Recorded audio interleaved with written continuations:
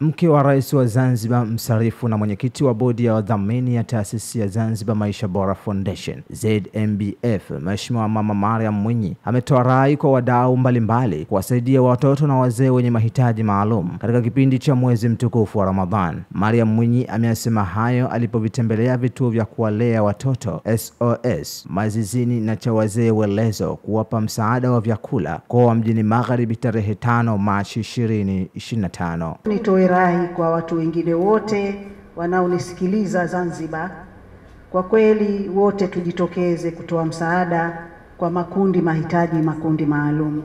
Na tufahamu tu kwamba unapotoa msaada tena kwa wazazi wako, wazazi wetu, fadhila ni kubwa zaidi.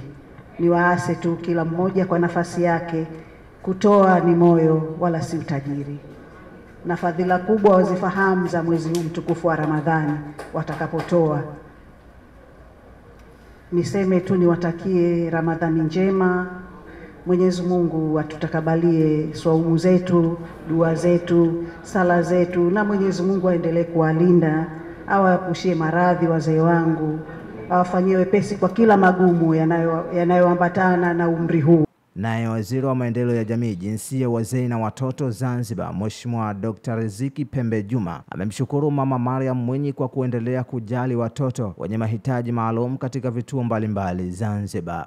Na sisi wizara yetu inapata faraja na nguvu zaidi tunapokuwa na wewe uko Bennett, na sisi tunasema bega kwa bega katika kuhakikisha maendeleo ya wazee wetu hawa na usawa wao mzuri na watoto.